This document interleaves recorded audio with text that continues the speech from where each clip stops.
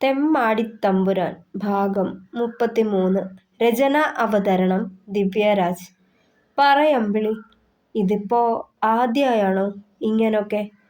താടിത്തുമ്പിൽ പിടിച്ച് മുഖമുയർത്തിക്കൊണ്ട് അവനത് ചോദിക്കുമ്പോൾ അതേ എന്ന് തലയാട്ടിയവൾ.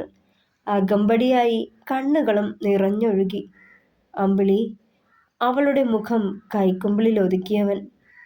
മെല്ലെ അവൾ മുഖമുയർത്തി നോക്കുമ്പോൾ പെരുവിരൽ തുമ്പാൽ കണ്ണുകൾ തുടച്ചുകൊടുത്തു രുധിൻ.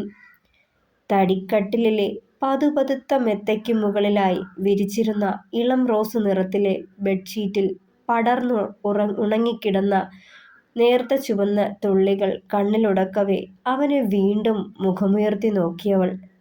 എന്നിട്ട് പറയായിരുന്നില്ലേ നിനക്കെന്നോട്? ഞാൻ കരുതിയത് നിനക്ക് ഇതേപ്പറ്റി ഒക്കെ ധാരണയുണ്ടാവുമെന്നാ. അതാ ഞാൻ നിന്റെ നോവ് കൂടി നോക്കാതെ. ഷേ. പറഞ്ഞു നിർത്തിക്കൊണ്ട് കുറ്റബോധത്തോടെ കൈമുഷ്ടി ചുരുട്ടി ചുമരിലിടിച്ചു. പറഞ്ഞെങ്കിലും വിശ്വസിക്കുമായിരുന്നോ രുധിയേട്ടൻ? ചുണ്ടുകൊട്ടിയൊന്ന് ചിരിച്ചുകൊണ്ട് ചോദിച്ചവൾ. ഒന്നും മിണ്ടാതെ മുഖം കുനിച്ചു നിന്നു രുധിനന്നേരം. ഇല്ലല്ലേ? രുധിയേട്ടനെ കുറ്റം പറയില്ല ഞാൻ. ഒരു പുരുഷന്റെ കൂടെ 2 മാസം കഴിഞ്ഞ ഒരു പെണ്ണ് കന്യകയായി തുടരുന്നു എന്ന് പറഞ്ഞാൽ ആരും വിശ്വസിക്കില്ല, ആരും. നോവിലുയർന്നയാ വിളറിയ പുഞ്ചിരിയോടെ കണ്ണുകൾ അമർത്തി തുടയ്ക്കുമ്പോൾ നെഞ്ചിലേക്കവൻ അണച്ചു പിടിച്ചവളെ. എന്തിനാ പിന്നെ ഈ വിവാഹത്തിന് സമ്മതിച്ചേ? എന്നെക്കാളും നല്ല ചെക്കനെ കിട്ടില്ലായിരുന്നോ? അറിയാതങ്ങ് ചോദിച്ചു പോയി രുധിൻ. അപ്പോ ഞാൻ മുന്നേ പറഞ്ഞത് തന്നെ അല്ലേ സത്യം? 2ാം കെട്ടുകാരിയായോണ്ടല്ലേ ഈ വിവാഹത്തിന് മുതിർന്നേ? അതാവുമ്പോ ചോദിക്കാനും പറയാനും ആരും വരില്ലാലോ അല്ലേ? നോവോടെ ചിരിച്ചതും ഇരു കൈയും കൊണ്ട് പൊതിഞ്ഞു പിടിച്ചു അവളുടെ മുഖമാകെ ഭ്രാന്തമായി ചുംബിച്ചവൻ. നിക്ക് ഇഷ്ടായിട്ടാ. പിന്നെ എൻ്റെ സ്വഭാവവും അത്ര വെടിപ്പല്ലല്ലോ. നിന്നെപ്പോലെ നല്ലൊരു പെണ്ണിനെ ആരെങ്കിലും കൈപിടിച്ച് തരുമോ? അതാ 2ാം കെട്ടുകാരിയായാലും നീ മതിയെന്ന് കരുതിയത്, അല്ലാതെ മറ്റൊന്നുമല്ല. പക്ഷേ ഇപ്പോ എന്തോ ഒരു ഉള്ളുലച്ചിൽ. അങ്ങനൊക്കെ ചിന്തിച്ചല്ലോന്നോർത്ത് നെടുവീർപ്പെട്ടവൻ. സാരല്ല, ആരും അങ്ങനെയൊക്കെ കരുതുള്ളൂ. ഞാനും ഒന്നും പറഞ്ഞില്ലാലോ. ചെറുചിരിയോടെ പറയുമ്പോൾ ഉള്ളില് വല്ലാത്തൊരു പിടച്ചിലായിരുന്നു അവന്. വേദനിക്കോന്ന് നീ ചോദിച്ചപ്പോ ഞാൻ അങ്ങനെ പറഞ്ഞത് സങ്കടായി ല്ലേ? സോറി പെണ്ണെ, അറിയില്ലായിരുന്നെനിക്ക്. ആത്മാർത്ഥമായുള്ള അവൻ്റെ ക്ഷമാപണം. ഞാൻ പറഞ്ഞൂലോ, സാരല്ല. രുധിയേട്ടൻ മാത്രല്ല, ഈ കരക്കാരും മൊത്തവും അങ്ങനല്ലേ കരുതിയിരിക്കണത്? അവൻ്റെ നെഞ്ചിലേക്ക് ചാഞ്ഞവൾ. ശരിക്കും എന്തിനാ ഓൻ നിന്നെ വേണ്ടാന്ന് വെച്ചേ? അവളെ ചേർത്ത് പിടിച്ച് കട്ടിലിൽ കൊണ്ടിരുത്തിയ ശേഷം മുന്നിലായി മുട്ടുകുത്തി നിന്നു. മനുവേട്ടന് വേറെ കുട്ടിയുമായി ബന്ധമുണ്ടായിരുന്നു. അങ്ങ് ജോലിസ്ഥലത്ത് അന്യമതത്തിലെ കുട്ടിയായിരുന്നത് കൊണ്ട് അമ്മ എതിർത്തു. അന്നേരാ എൻ്റെ കാര്യം ബ്രോക്കർ വഴി അവരറിഞ്ഞത്. ആ പെൺകുട്ടിയെ വീട്ടിലേക്ക് കൊണ്ടുവന്നാൽ ചത്ത് കളയുമെന്ന് അവർ ഭീഷണിപ്പെടുത്തി. പിന്നെ നിർബന്ധിച്ച് ഞാനുമായുള്ള വിവാഹത്തിന് സമ്മതിപ്പിച്ചതാത്രേ. അവരോടുള്ള വാശിപ്പുറത്ത് എന്നെ വിവാഹം കഴിച്ചിട്ട് ആ കുട്ടിയുമായി അവിടത്തെ ഫ്ലാറ്റിൽ ഒരുമിച്ച് കഴിയായിരുന്നു മനുവേട്ടൻ. ഇതൊന്നും അറിയാതെ ആളെയും മനസ്സിലിട്ട് ഇവിടെ ഞാനും കഴിഞ്ഞുപോയി. ആദ്യ രാത്രിയിൽ തന്നെ ആളെന്നെ അകറ്റി നിർത്തി നിലത്ത് കിടക്കാൻ ആവശ്യപ്പെട്ടു. പിന്നെയുള്ള ദിവസങ്ങളിലൊക്കെ അങ്ങനെയായിരുന്നു. വീട്ടിലെ വളർത്തു മൃഗങ്ങളോട് കാട്ടണ പരിഗണന പോലും ആ വീട്ടിൽ എനിക്ക് കിട്ടിയില്ല രുധിയേട്ടാ. ആ ഓർമ്മയിൽ കണ്ണ് കലങ്ങി അവളത് പറയുമ്പോൾ നെഞ്ച് പിടഞ്ഞുപോയി രുധിൻ്റെ. അമ്മയ്ക്കും അച്ഛനും ഒക്കെ എല്ലാം അറിയായിരുന്നു. അറിയാത്തതായി നടിച്ചു.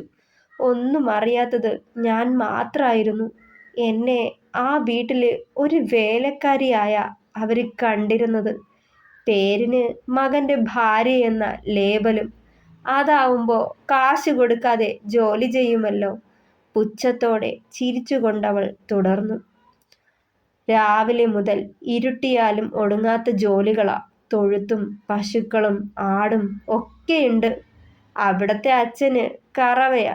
രാവിലെ പശുവിനെ വൃത്തിയാക്കേണ്ടതും തൊഴുത്ത് കഴുകി അവറ്റകൾക്ക് ഭക്ഷണം കൊടുക്കേണ്ടതും ഒക്കെ എൻ്റെ തലയിലേക്ക് വച്ചു തന്നു.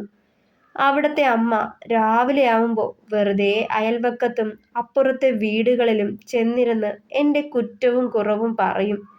എത്രയൊക്കെ ജോലി എടുത്താലും ചെയ്ത ഇടം കാണില്ല. വീട്ടിലെ ജോലി മുഴുവൻ അവർ ചെയ്യുന്ന പോലെ പറയും. ഞാൻ വെറുതെ ഇരിപ്പാണെന്നാവും ആൾക്കാരൊക്കെ കരുതുക. തൊട്ടടുത്തുള്ള ചേച്ചിയാട്ടോ എന്നോടിതൊക്കെ വന്ന് പറഞ്ഞത്. ഒക്കെ ഉപേക്ഷിച്ച് തിരികെ വന്നാലോ എന്ന് പലതവണ ചിന്തിച്ചു. പക്ഷേ അപ്പോഴും എൻ്റെ താലി, മനുവേട്ടൻ ഓർക്കുമ്പോൾ എൻ്റെ മനസ്സ് പിടയും. അവിടെ തന്നെ കടിച്ചു തൂങ്ങും. ഞാൻ വീട്ടിലിരുന്ന് തയ്ച്ചോട്ടെ എന്ന് ചോദിച്ചപ്പോൾ അതിനും സമ്മതിച്ചില്ല. ഞാനുണ്ടാക്കിയ കാശ് കൊണ്ട് അവിടത്തെ അടുപ്പ് കത്തിക്കേണ്ട ഗതികേടില്ല പോലും. മനുവേട്ടൻ്റെ പെങ്ങളെ വിവാഹം കഴിച്ചു വിട്ടതാ. ഒരു കുഞ്ഞും ഉള്ളതാ. അവളുടെ ഭർത്താവ് ദുബായിലാ. അവളും ഇവിടെ തന്നെയായിരുന്നു. സ്വന്തം കുഞ്ഞിൻ്റെ കാര്യം കൂടി നേരാവണ്ണം നോക്കില്ല. ആ കുഞ്ഞ് ഒരു ദിവസം വിശന്ന് കരഞ്ഞപ്പോൾ അതിന് ഞാൻ ഇത്തിരി ഭക്ഷണം കൊടുത്തു. പിന്നെ അതിൻ്റെ കാര്യം നോക്കലും എൻ്റെ തലയിലായി. ഞാൻ കഴിച്ചോ കുളിച്ചോ അതൊന്നും ആർക്കും അറിയണ്ട. സമയമാവുമ്പോൾ ഇവരൊക്കെ വന്ന് ടേബിളിന് മുന്നിലിരിക്കും. ഭക്ഷണം വിളമ്പി കൊടുക്കണം. കഴിച്ച പാത്രം കൂടി കഴുകി വയ്ക്കില്ല. ഞാൻ വരുന്നത് വരെ അവിടെ ഒരു ജോലിക്കാരി ഉണ്ടായിരുന്നു അത്രേ. വിവാഹത്തിൻ്റെ പിറ്റേന്ന് ഓളെ അവർ പറഞ്ഞു വിട്ടു. നീ ഇത് ആ ക്നാപ്പനോട് പറഞ്ഞില്ലേ? രോഷമടക്കി രുധിൻ തിരക്കി. ഇവിടെ നിന്ന് പോയതിൽ പിന്നെ എന്നെ ഒന്ന് വിളിച്ചിട്ട് കൂടി വേണ്ടേ? വീണ്ടും കണ്ണു തുടച്ചവൾ. എന്നിട്ട് കളി അടക്കി പിടിച്ച് അവൻ ചോദിച്ചു.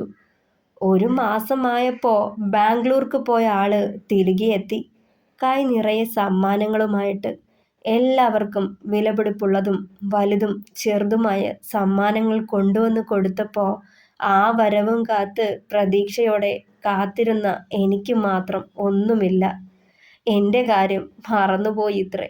അതിനർത്ഥം എന്നെ ഓർക്കാറുകൂടി ഇല്ലാന്നല്ലേ? മരവിച്ചു പോയി ഞാൻ. എന്നിട്ടും പരിഭവം കാണിച്ചില്ല. മനസ്സിൽ തന്നെ കുഴിച്ചുമൂടി. ആള് വന്നപ്പോൾ വീണ്ടും എൻ്റെ സ്ഥാനം കട്ടിലിന് താഴെ വെറും നിലത്ത്. ആളുടെ അടുത്തിരിക്കാനോ ആ തോളിലൊന്ന് ചായാനോ എനിക്ക് അനുവാദമില്ല. അടുത്തേക്ക് ചെല്ലുമ്പോൾ അറപ്പുള്ള എന്തിനെയോ കണ്ട പോലെ ദൂരേക്ക് എണീറ്റ് പൊക്കളയും. അതൊക്കെ എന്നിൽ സംശയമുളവാക്കി. എന്നെ ഒന്ന് ചേർത്ത് പിടിക്കുകയോ പ്രണയത്തോടെ നോക്കുകയോ മുഖത്ത് നോക്കി സംസാരിക്കുകയോ ചെയ്തിട്ടില്ല. അവഗണിച്ച് അവഗണിച്ച് എൻ്റെ മനസ്സിനെ ഒത്തിരി നൊമ്പരപ്പെടുത്തി. ഒരുപാട് പ്രതീക്ഷകളുമായി കയറി ചെന്ന വീട്ടിൽ ഞാൻ അറിഞ്ഞ നോവ് വീട്ടിലറിയിക്കാതെ ഉള്ളിലൊതുക്കി. എൻ്റെ വീട്ടിലേക്ക് പോവാനും അനുവാദമില്ല. അമ്മയും എൻ്റെ സഹോദരങ്ങളും എന്നെ കാണാൻ വന്നിട്ട് പോകുമ്പോൾ കൊണ്ടുവരുന്ന പലഹാരങ്ങളുടെ കണക്കെടുത്ത് പരിഹസിച്ച് കുത്തി നോവിക്കുമായിരുന്നു. അവിടുത്തെ അച്ഛൻ പിന്നെ അധികം മിണ്ടില്ലെങ്കിലും മറ്റുള്ളവരെ പോലെ വേദനിപ്പിക്കില്ല. അവിടെ നിന്ന് വീട്ടിലേക്ക് ഓടിപ്പോയാലോ എന്ന് ചിന്തിക്കുമ്പോഴൊക്കെ മനുവേട്ടനെ ഓർത്താ പിടിച്ചു നിന്നത്. ആ മനുവേട്ടനും എന്നെ വേണ്ടാന്ന് തോന്നിയപ്പോൾ ഞാൻ ചോദിച്ചു, ഈ അവഗണനയ്ക്ക് കാരണം എന്താന്ന്.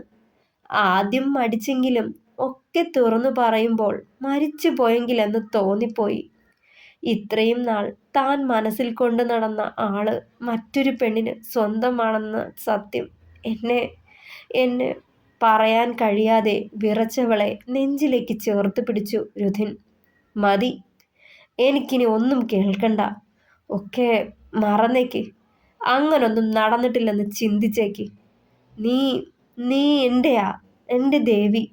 പൂവിട്ട് പൂജിച്ചോളാം. ഒപ്പം ഉണ്ടായാൽ മതി എന്നും. ഞാനായിട്ട് ഒരിക്കലും നിന്നെ ഉപേക്ഷിക്കില്ല, അവഗണിക്കുകയുമില്ല. ശ്വാസം മുട്ടുന്ന കണക്ക് മുറുകെ പുണർന്നു രുധിനവളെ. ഇനിയൊരിക്കലും അവളെ വേദനിപ്പിക്കില്ലെന്ന് ഉറപ്പിച്ചുകൊണ്ട്. തുടരും.